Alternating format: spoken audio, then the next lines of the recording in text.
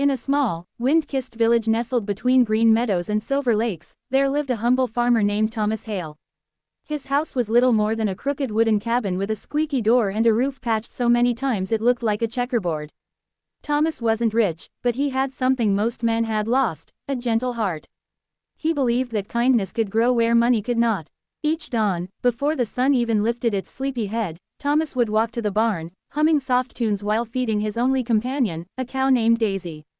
She was no ordinary cow to him. Her fur shimmered faintly in the morning light, like dew resting on fresh snow. Her eyes, deep and brown, held a strange wisdom, as if she understood every word he spoke. "Morning, Daisy," Thomas would whisper every day, patting her neck. "You and me, old friend. Just you and me." But lately, life had turned hard. The village had gone through a long dry spell. The crops refused to grow, and Thomas's tiny farm began to crumble. His savings were gone, his fields cracked open like dry earth begging for mercy. Even Daisy's milk had started to thin out. One evening, Thomas sat by the flickering light of his lantern, counting the few coins he had left. His hands trembled. He could barely buy bread for himself, let alone feed Daisy. He looked at the cow resting peacefully in her stall. "I can't do this to you," he murmured, tears gathering in his eyes. "You deserve better. Maybe it's time I sell you." The words felt like stones in his mouth. Daisy lifted her head, as though she understood the sorrow behind them. She let out a soft, low moo, one that almost sounded like a plea. Thomas turned away. The next morning, before the sun rose, Thomas loaded his old cart with hay and guided Daisy toward the market in the neighboring town. The path was long and silent except for the crunch of dry leaves under his boots. Halfway there, he stopped by a large oak tree to rest.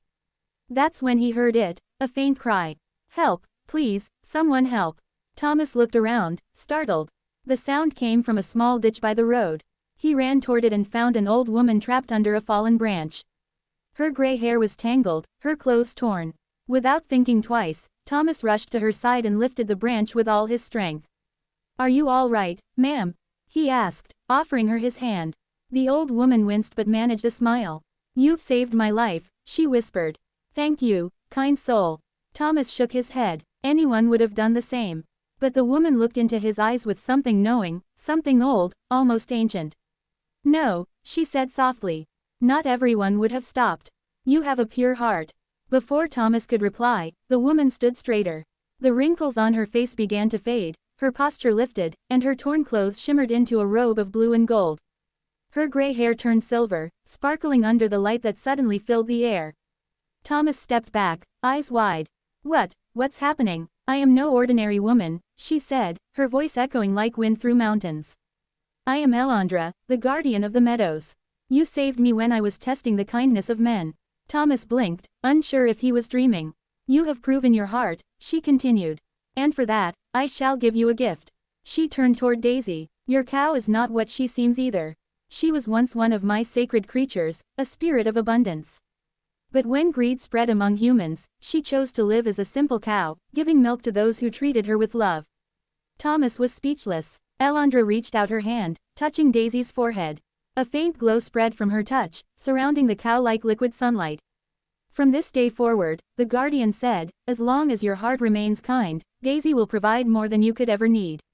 And then, just as suddenly as she had appeared, the guardian vanished into a swirl of golden leaves. Thomas stood there, trembling. "Daisy," he whispered. The cow blinked, her eyes brighter than ever. When he reached the market later that day, he decided not to sell her. Instead, he bought a small bag of grain with his last coin and went home. That night, as the moon shone over the fields, Thomas poured Daisy a pail of water and whispered, "Looks like it's you and me again, old friend." He went to sleep, wondering if the day had been a dream. But the next morning, something miraculous happened. When Thomas came to milk Daisy, the pail filled faster than ever before. The milk glowed faintly, like moonlight caught in liquid form. And when he tasted it, it was the richest, sweetest milk he had ever known. He sold one jar in the village market, and soon everyone wanted more. Mothers claimed their children slept peacefully after drinking it. The elderly said their aches faded. Even the sick began to heal. Within weeks, Thomas's farm flourished. The fields turned green again. Flowers bloomed along the fences. People from distant towns came to see the farmer with the magical cow. But Thomas never raised his prices, never hoarded wealth. He shared what he had, milk for the poor, food for the hungry. Kindness, he'd always say, grows best when shared. Yet, as months passed, not everyone felt joy. A greedy merchant named Mr. Roderick watched Thomas's fortune rise with envy.